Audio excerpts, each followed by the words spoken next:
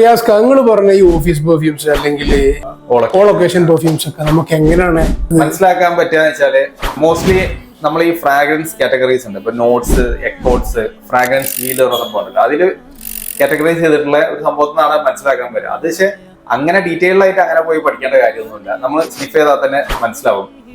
അതായത് ജെന്റ്സിന്റെതും ലേഡീസിന്റെതും രണ്ടെണ്ണമായിട്ടാണ് perfumes divide ചെയ്തിട്ടുള്ളത്. ഞാൻ അടുത്ത് പറഞ്ഞുതരാം. ഫോർ എക്സാമ്പിൾ, ഒരു കോമൺ ആയിട്ട് ഒരു ജെന്റ്സിന്റെ ഒരു പെർഫ്യൂം നമുക്ക് പരിചയമുള്ള, ഞാൻ നേരത്തെ പറഞ്ഞ കൊഡീജൻ ആയിക്കോട്ടെ, എനി ഫ്രഷ് പെർഫ്യൂം, അത് നമ്മൾ ഓഫീസ് പെർഫ്യൂം ആയിട്ട് പറയും. കാരണം അത് ഇനൊഫെൻസീവ് ആയിരിക്കും, അധികം ലൗഡർ ആയിരിക്കൂല. പിന്നെ അതിൽ വരുന്ന നോട്ട്സ് എന്ന് പറഞ്ഞാൽ ഫ്രഷ് നോട്ട്സ് അല്ലെങ്കിൽ ഫ്രഷ് അരോമാറ്റിക്, അതായത് ചെറിയൊരു പൂക്കളെ ടച്ച് വരുന്ന വൈറ്റ് ഫ്ലോറൽ, ഈ വെള്ള പൂക്കള സ്മെല്ല്, ഇങ്ങനെയൊക്കെ വരുന്ന മൈൽഡ് ആയിട്ടുള്ള ഫ്രാഗ്രൻസുകൾ.